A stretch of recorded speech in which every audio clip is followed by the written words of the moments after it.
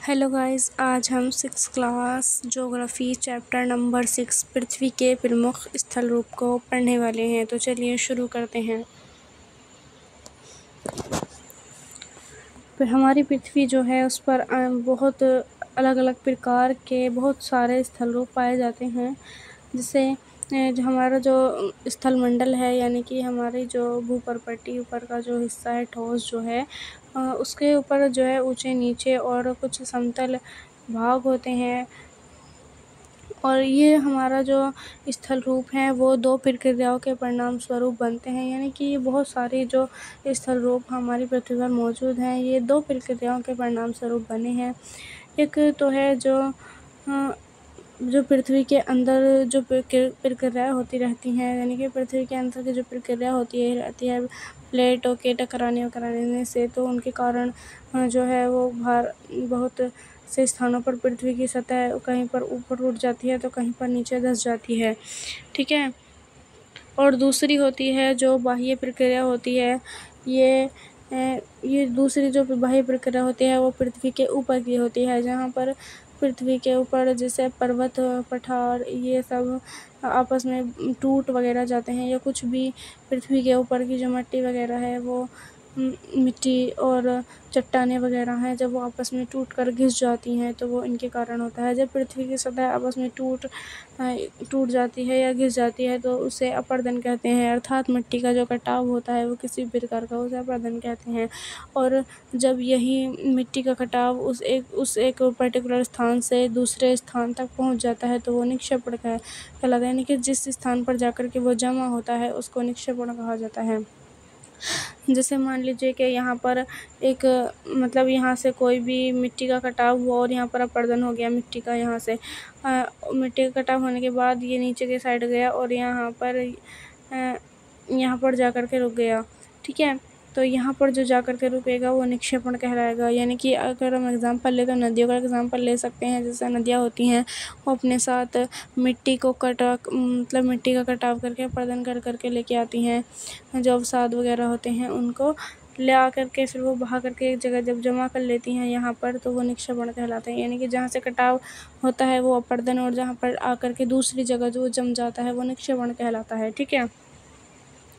अब ये दोनों जो प्रक्रियाएं हैं वो बहते हुए जल, वायु, बर्फ के द्वारा होती हैं। हम विभिन्न स्थल रूपों की जो ऊंचाई है एवं ढालों के आधार पर पर्वतों, पठारों एवं मैदानों में वर्गीकृत कर सकते हैं। जैसे क्या हम देखते हैं, सबसे पहले पर्वत को हम सबसे पहले देखते हैं। पर्वत जो है वो पृथ्वी की सतह की प्राकृतिक ऊंचाई, पर्वत का शिखर छोटा, मतलब पर्वत जो होते हैं वो पृथ्वी की सतह की प्राकृतिक ऊंचाई होती है। जो पर्वत हैं वो उनका जो शिखर होता है वो छोटा है। शिखर का मतलब होता है जो उनकी चोटी होती है, यानी ऊपर की। मान लीजिए ये कोई पर्वत है तो ये वाला ऊपर का जो भाग होगा वो शिखर होगा। ये पर्वतों का जो शिखर होता है वो छोटा होता है, जबकि ये वाला जो आधार होता है यहाँ पर ये चौड़ा होता है, ठीक है।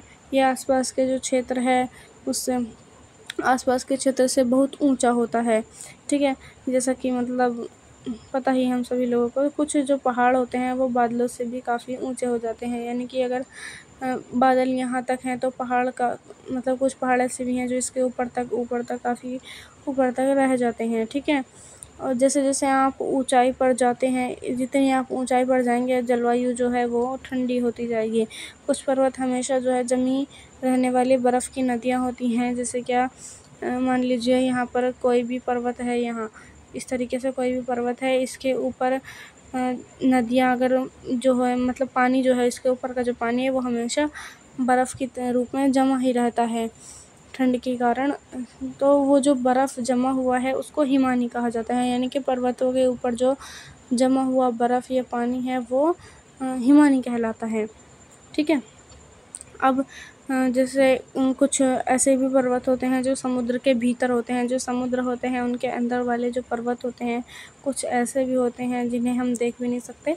कठोर जलवायु होने के कारण पर्वतीय क्षेत्रों में बहुत कम लोग निवास करते हैं। यानी कि कुछ जगह की जो जलवायु है वो काफ़ी कठोर होती है, जिस कारण से वहाँ पर लोग निवास नहीं करते हैं। वहाँ का जो धरातल होता है वो खड़ी ढाल वाला होता है तथा कृषि योग्य भूमि की कमी होती है, ठीक है। यानी कि ऐसे स्थान जहाँ पर मतलब जलवायु काफ़ी कठिन हो तो वहाँ पर लोग वैसे ही कम रहेंगे। और वहाँ पर जो धरातल है वो खड़ी ढाल का होता है। जो धरातल होता है, वो जो ज़मीन होता है एकदम खड़ा ढाल का होता है, इस तरीके से, ठीक है। वहाँ पर मतलब कम रहते हैं लोग। और यहाँ पर कृषि योग्य भूमि भी कमी होती है ऐसे स्थानों पर जहाँ पर पहाड़ वगैरह होंगे।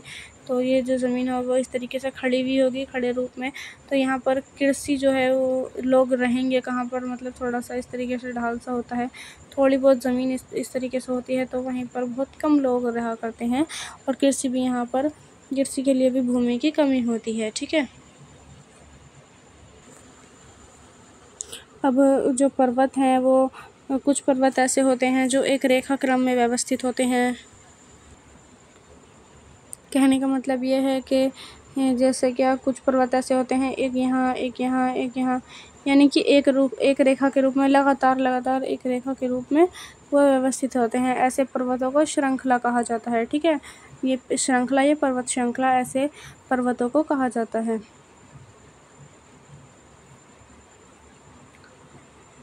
अब आप यहाँ पर देख सकते हैं जो मतलब वलित पर्वत है, हिमालय का भाग। आप ये भूप्रपट्टी है यहाँ पर, ये वाला जो भाग है ये, और ये वलित पर्वत, मतलब इस तरीके से ये, अगर वास्तव में इसका जो रूप है वो इस तरीके का है कुछ, ये वलित पर्वत का। अब बहुत से जो पर्वतीय तंत्र होते हैं वो समानांतर श्रृंखलाओं के क्रम में होते हैं जो सैकड़ों किलोमीटर में फैले रहते हैं। जैसे हिमालय का जो आल्प्स और एंडीज हिमालय पर्वत है, आल्प्स और एंडीज हैं, ये क्रमशः एशिया, यूरोप तथा दक्षिणी अमेरिका की पर्वत श्रृंखलाएं हैं। यानी कि हिमालय जो है वो एशिया की पर्वत श्रृंखला है, आल्प्स जो है वो यूरोप की पर्वत श्रृंखला है, और एंडीज पर्वत जो है वो दक्षिणी अमेरिका की पर्वत श्रृंखला है। अब पर्वतों की जो ऊंचाई है वो एवं क्रम में भिन्नता होती है। यानी कि कुछ पर्वत जो है वो इस तरीके से ऊंचे होंगे, कुछ और नीचे होंगे, कुछ का आकार काफ़ी बड़ा होगा, कुछ का आकार काफ़ी छोटा होगा, इस तरीके से ये पर्वत होते हैं। अब पर्वत जो हैं वो 3 प्रकार के होते हैं: वलित पर्वत, बनांशोथ पर्वत तथा ज्वालामुखी पर्वत। हिमालय तथा आल्प्स वलित पर्वत हैं। हिमालय और आल्प्स पर्वत जो हैं ये कैसे पर्वत हैं? वलित पर्वत। वलित पर्वत क्या होते हैं? जिनकी जो सतह होती है ऊबड़ खाबड़ होती है तथा शिखर शंकु आकार का होता है, ठीक है। यानी कि ऐसे पर्वत जिनकी जो सतह है वो, मतलब ज़मीन है यहाँ पर की जो सतह है वो ऊबड़ खाबड़ होगी, ऊंची नीची सी, और जो शिखर है ऊपर का जो चोटी है ये यहाँ की वो शंकु आकार की होगी। शंकु आकार समझते हैं, ये इस तरीके से, मतलब एकदम शंकु के रूप में होती है। भारत की अरावली श्रृंखला विश्व की सबसे पुरानी वलित पर्वत श्रृंखला है। भारत की जो अरावली श्रृंखला है वो विश्व की सबसे पुरानी वलित पर्वत श्रृंखला है। यानी कि भारत की अरावली श्रृंखला और विश्व की जो है वलित पर्वत श्रृंखला, ये सबसे पुरानी है, ठीक है। अपरदन की प्रक्रिया के तहत के कारण जो है श्रृंखला घिस गई है। जो ये वाली जो अपरदन की क्रिया के कारण जो है ये श्रृंखला घिस गई है। उत्तरी अमेरिका के अपलेशियन तथा रूस के यूराल पर्वत गोलाकार दिखाई देते हैं तथा उनकी ऊंचाई कम है। ये बहुत पुराने वलित पर्वत हैं। जब बहुत बड़ा भाग टूट जाता है, यानी कि जब पृथ्वी का बहुत बड़ा भाग टूटता है तथा ऊर्ध्वाधर रूप से विस्थापित हो जाता है, यानी कि ऊर्ध्वाधर रूप, यानी कि इस तरीके से ऊर्ध्वाधर रूप से स्थापित हो जाता है, तब भ्रंशोत्थ पर्वतों का निर्माण होता है, ठीक है। यानी कि अब आप इसमें समझ सकते हैं वलित पर्वत कौन से होते हैं, जो जिनकी सतह ऊबड़ खाबड़ हो और शिखर कैसा हो, यानी ऊंची जो उनकी चोटी होती है, शिखर का मतलब होता है चोटी, वो शंकु आकार की हो, तो वो कहलाते हैं वलित पर्वत। और ऐसे पर्वत मतलब जिनका बहुत बड़ा जो भाग है वो टूट जाता है, जिनका बहुत बड़ा आकार, ऐसे पर्वत जिनका बहुत बड़ा आकार टूट जाता है तथा वो ऊर्ध्वाधर रूप से विस्थापित हो जाते हैं, वो क्या कहलाते हैं? भ्रंशोत्थ पर्वत वो कहलाते हैं। जो ऊपर उठे हुए खंड को उत्खंड हस्त तथा नीचे धंसे हुए खंडों को द्रोणिका भ्रंश गार्बेन कहा जाता है। यूरोप का राइन घाटी तथा वोस्जेस पर्वत इस तरह के पर्वतों पर्वत तंत्र के उदाहरण हैं। एटलस में आप विश्व के मानचित्र में इनकी स्थिति को देख सकते हैं। इस प्रकार की जो भूआकृतियों के कुछ उदाहरणों का भी हम पता लगा सकते हैं।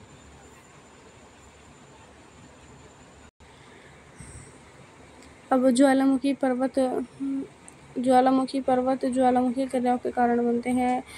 अफ्रीका का माउंट किलिमंजारो तथा जापान में फ्यूजियामा इस पर्वत के उदाहरण हैं। इस तरह के जो पर्वत होते हैं उनके उदाहरण हैं।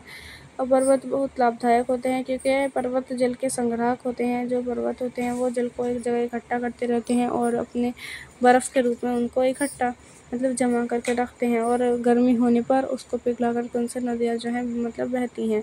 बहुत सी नदियों का जो स्रोत है वो पर्वतों के साथ हिमानियों में होता है। जलाशयों के जल को लोगों तक पहुँचाया जाता है तथा पर्वतों के जल का उपयोग सिंचाई तथा बिजली उत्पादन के रूप में भी किया जाता है। अब जो नदी घाटियाँ तथा वेदिकाएँ हैं वो कृषि के लिए काफ़ी उपयुक्त होती हैं और पर्वतों में अलग अलग प्रकार की वनस्पतियों तथा जीव जंतुओं में पाई जाती हैं। जो पर्वत होते हैं उनमें अलग अलग प्रकार की वनस्पतियाँ तथा जीव जंतु जैसे पाए जाते हैं।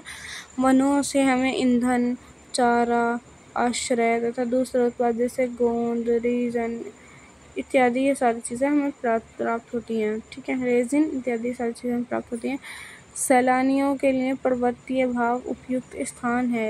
वे पर्वत की यात्रा उनकी प्राकृतिक सुंदरता को देखने के लिए करते हैं। विभिन्न प्रकार के खेल जैसे पैराग्लाइडिंग, हैंग-ग्लाइडिंग, रिवर राफ्टिंग तथा स्काइंग पर्वतों के प्रचलित खेल हैं। अब आप यहाँ पर देख सकते हैं ज्वालामुखी पर्वत किस तरीके के होते हैं ये। ठीक है,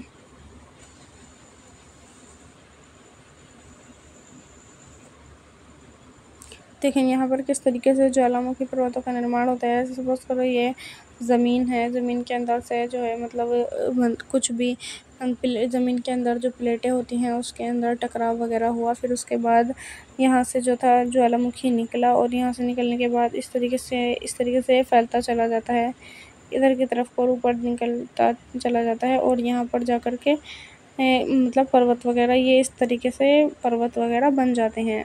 ये क्या निकल रहा है, ये लावा निकल रहा है ये। ठीक है, अब पठारों की बात कर लेते हैं।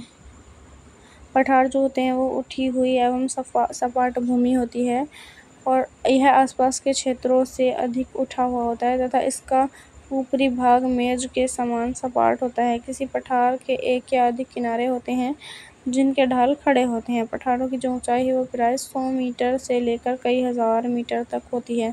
पर्वतों की तरह पठार भी नए और पुराने हो सकते हैं। अब देखें, पर्वत जो होते हैं वो काफ़ी ऊंचे होते हैं, लेकिन जो पठार होते हैं उनकी जो ऊंचाई है वो कम होती है, लेकिन उनका जो फैलाव है यानी कि ये इस तरीके से कोई सपोज करो ये जो पर्वत होंगे वो इस तरीके के होंगे, जबकि पठार जो होते हैं वो इस तरीके से काफ़ी फैले हुए और इस तरीके से फैले हुए होंगे और इनकी ऊंचाई जो है वो काफ़ी कम होती है इनसे। इस तरीके के पठार होते हैं। भारत में जो दक्कन पठार पुराने पठारों में से एक है। जो भारत का जो दक्कन का पठार है वो सबसे पुरानों में पठारों में से एक है।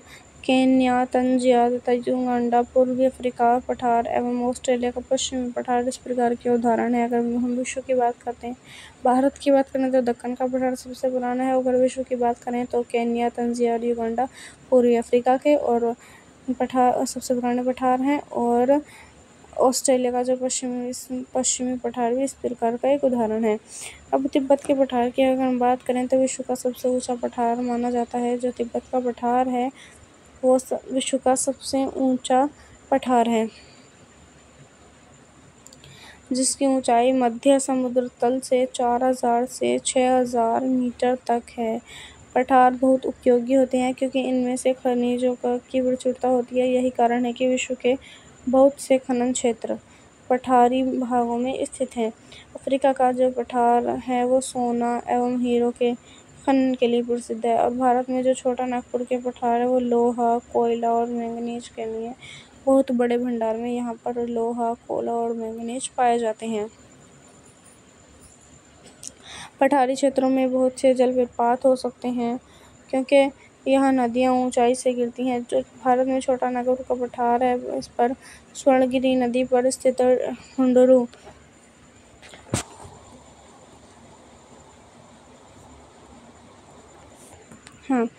जो भारत में छोटा नागपुर का पठार है वो स्वर्णरेखा नदी पर स्थित हुंडरू जलप्रपात तथा कर्नाटक में जोग जलप्रपात। छोटा नागपुर में कौन सा है? स्वर्ण नदी पर स्थित हुंडरू जलप्रपात और कर्नाटक में है जोग जलप्रपात। इस प्रकार के जलप्रपातों के उदाहरण हैं। लावा जो है वो पठार में काली मिट्टी की प्रचुरता होती है। जो लावा पठार होती है उसमें जो होते हैं उसमें काली मिट्टी की प्रचुरता होती है, जो उपजाऊ होते हैं एवं खेती के लिए काफ़ी अच्छी होती है। कई पठारों में रमणीय स्थल होते हैं जो पर्यटकों को आकर्षित करते हैं। अब आते हैं मैदान जो होते हैं वो समतल भूमि के एक बहुत बड़े भागों को मैदान कहा जाता है। यानी कि वो भूमि या वो भूमि का वो भाग जो समतल होता है वो मैदान कहलाता है। वे सामान्यतः मध्य समुद्र तल से 200 मीटर से अधिक ऊंचे नहीं होते हैं। कुछ मैदान काफ़ी समतल होते हैं, कुछ उर्मिल तथा तरंगित हो सकते हैं। अधिकांश जो होते हैं वो मैदानी नदियों तथा उनकी सहायक नदियों के द्वारा बनाए जाते हैं। मैदान जो होते हैं वो ज़्यादातर किससे बनते हैं? मैदान की जो नदियाँ हैं उनसे और उनकी सहायक नदियों के द्वारा बनाए जाते हैं। नदियाँ जो होती हैं वो पर्वतों के ढालों पर नीचे की ओर बहती हैं तथा उनसे अपरदित कर देती हैं। वे अपरदित पदार्थ को अपने साथ आगे की ओर ले जाते हैं तथा अपने साथ ढोए जाने वाले जो पदार्थ होते हैं जैसे पत्थर है, बलुआ है और सिल्ट है, वे घाटियों में निक्षेपित कर देते हैं। इन निक्षेपों से मैदानों का निर्माण हो जाता है। कहने का मतलब क्या है? कहने का मतलब ये है कि जैसे कोई नदी बहती है, मान लीजिए कि कोई भी नदी यहाँ से ऊपर से इधर की साइड आकर के बह रही है और यहाँ से अपने साथ वो क्या करेगी, कोई भी मतलब इस तरह का पठार वगैरह है यहाँ से इधर को बह रही है, तो यहाँ से जो नदी है वो अवसाद लेकर के आएगी और अवसाद ला करके यहाँ पर कुछ यहाँ जमा करेगी, कुछ यहाँ इस तरीके से जमा करती रहती है। फिर उसके बाद यहाँ पर मान लीजिए ये मैदान आ जाते हैं। जब ये जमा करती रहती है तो जो पत्थर अपने साथ पत्थर लेके आती है, बालू तथा सिल्ट, ये सभी जो है वो घाटियों में निक्षेपित कर देती है। मान लीजिए यहाँ पर छोटी-छोटी यहाँ पर घाटियाँ वगैरह बनी होंगी तो यहाँ पर निक्षेपित कर देती है, यानी कि ला करके यहाँ पर छोड़ देती है, जिससे जो ज़मीन है यहाँ की वो एकसार हो जाती है। जो पहले घाटी होती थी उस पर अब अवसादों की वजह से वो क्या हो जाती है, फिर वो मैदान बन जाती है, यानी कि वो एकसार हो जाती है, जिससे क्या हो जाता है, मैदानों का निर्माण हो जाता है। ठीक है।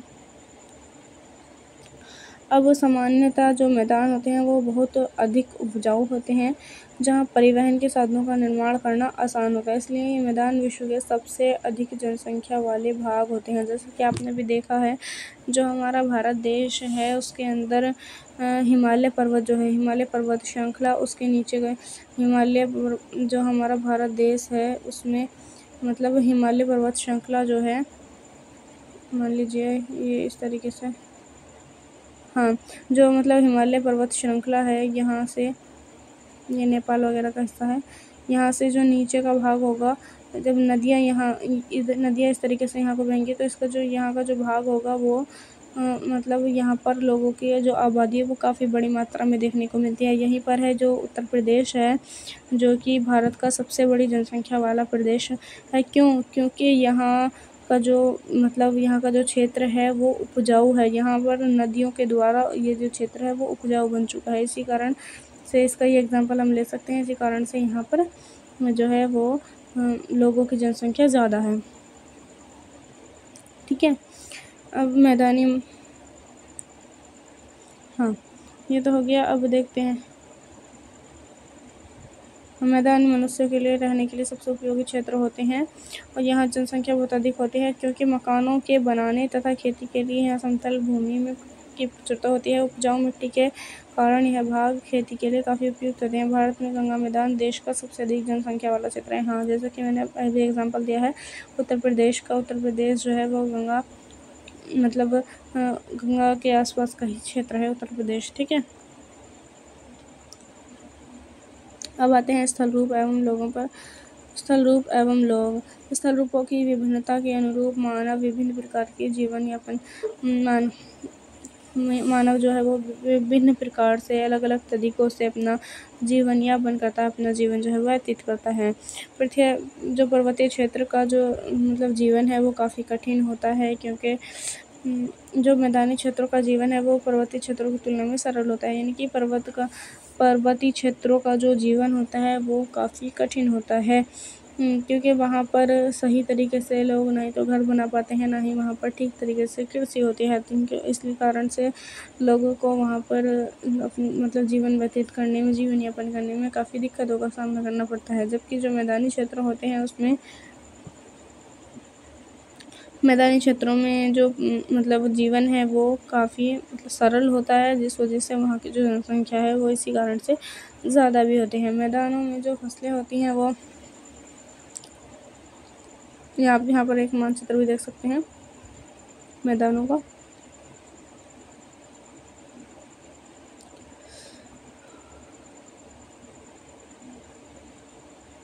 हाँ, जो मैदान होते हैं उसमें फसल उगाना, घर बनाना, सड़क बनाना पर्वतीय क्षेत्रों की तुलना में काफ़ी अधिक आसान होता है। इतना आसान मतलब पर्वतीय क्षेत्रों में इतना आसान नहीं होता है कि घर बनाओ, वहाँ पर सड़क बनाना या फिर पर्वतीय सड़क बनानी है पर्वतीय क्षेत्रों। ये सारे काम जो होते हैं वो पर्वतीय क्षेत्रों में काफ़ी कठिन होते हैं, जबकि मैदानी क्षेत्रों में ये काम आसान होते हैं। विभिन्न प्रकार के जो स्थल रूप हैं उन पर रहने वाले लोगों के रहन-सहन के तरीकों में काफ़ी कुछ अंतर होता है, क्योंकि कभी-कभी आपने प्राकृतिक आपदाएँ जैसे भूकंप, ज्वालामुखी, उद्गार, तूफान या बाढ़ बहुत विनाश कर देते हैं, आपने भी देखा होगा। इन आकस्मिक घटनाओं के बारे में जागरूकता पैदा करके हम इनमें आने वाले जो खतरे हैं उनको हम कम कर सकते हैं। हम लोगों को बता सकते हैं, मतलब लोगों को जागरूक कर सकते हैं भूकंप के बारे में, ज्वालामुखी, उद्गार के बारे में, तूफान या बाढ़ के बारे में, और इनसे विनाश क्या-क्या हो सकते हैं उनको बता सकते हैं, और के लिए जब ये आए तो उनसे कैसे बचा जाए, इनके बचाव के उपाय भी हम इससे लोगों को बता सकते हैं, जिससे जो है वो खतरा जो है वो कम हो जाता है। हम कितने तरीक़ों से जल एवं स्थल को उपयोग में ला सकते हैं, इसका पता हम अपने आसपास के क्षेत्र से लगा सकते हैं। प्राय हम स्थल का उपयोग गलत तरीके से करते हैं, जैसे उपजाऊ जो भूमि होती है उस पर मकानों का निर्माण कर लेते हैं। यानी कि जो उपजाऊ भूमि होती है, जो खेती करने योग्य भूमि होती है उस पर क्या कर लेते हैं, वहाँ पर घर बना लेते हैं, अपने मकान, और काफ़ी बड़ी-बड़ी इंडस्ट्री वगैरह खुल जाती हैं यहीं पर। इसी प्रकार हम लोग कूड़ा किसी भी भूमि पर या फिर पानी किसी भूमि पर फेंक देते हैं जो उन्हें गंदा कर देते हैं। हमें प्रकृति के इस महत्वपूर्ण वरदान का उपयोग इस प्रकार नहीं करना चाहिए, बल्कि एक सही तरीके से मतलब जो भूमि है उसका उपयोग, जल का उपयोग, सारी जो प्रकृति से हमें चीज़ें मिली हैं उनका उपयोग हमें सही तरीके से करना चाहिए। उपलब्ध भूमि केवल हमारे ही उपयोग के लिए नहीं, बल्कि जो हमारा कर्तव्य है कि हम आगे आने वाली जो पीढ़ियाँ हैं उनके लिए पृथ्वी को सुरक्षित रहें, ये हमारा कर्तव्य होना चाहिए। ये हमारा मतलब हमें इसकी देखभाल बहुत अच्छे से करनी चाहिए। जो हमारी पृथ्वी है उसको बचाने के लिए हमें काफ़ी अच्छे प्रयास करने चाहिए, ताकि जो आगे आने वाली जनरेशन है, आगे आने वाली पीढ़ियाँ हैं जो हैं, वो पृथ्वी को सुरक्षित रख सकें। ठीक है। अब हमारा जो मतलब इन सबको सुरक्षित करने के लिए भारत में कुछ स्वच्छ भारत मिशन भी चलाए गए थे, जिसे स्वच्छ शरीर में स्वच्छ मस्तिष्क का स्वच्छ भारत मिशन चलाया गया था। स्वच्छ शरीर में स्वच्छ मस्तिष्क का निवास करता है। स्वच्छ मस्तिष्क जो है वो निवास करता है, यानी कि अगर आप जो है वो स्वस्थ रहेंगे, एकदम साफ मतलब स्वस्थ रहेंगे, आप ठीक रहेंगे, तो आपका जो दिमाग है वो भी एकदम मतलब तेज़ कार्य करेगा, और आप चीज़ों को जल्दी याद वगैरह भी कर पाएंगे। और स्वस्थ शरीर के लिए स्वच्छ पर्यावरण, विशेष रूप से साफ जल, वायु तथा स्वच्छ वातावरण प्राथमिक आवश्यकता है। इन सभी प्राथमिक आवश्यकताओं को सभी लोगों को सुलभ कराने हेतु भारत सरकार के द्वारा स्वच्छ भारत मिशन कार्यक्रम चलाया गया था। आप यहाँ पर देख सकते हैं नदियाँ किस तरीके से मतलब प्रदूषित हो रही हैं।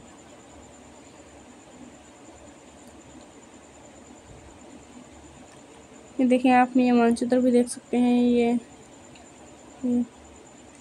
जो मतलब मरुस्थल वगैरह होते हैं, रेगिस्तान वगैरह, यहाँ पर इस तरीके का वो मौसम होता है। समुद्र वगैरह में ऐसा होता है। नदियों के पास में जो भूमि होती है वहाँ का जो वो है, मतलब वहाँ का जो स्वरूप है आप देख सकते हैं। वहाँ का वनों का आप देख सकते हैं, इस तरीके के वन वगैरह होते हैं। अब जो पहाड़ियाँ होती हैं उन पर घर किस तरीके के होते हैं ये भी आप देख सकते हैं। पहाड़ियों पर लोग खेती किस तरीके से करते हैं ये भी आप देख सकते हैं। यहाँ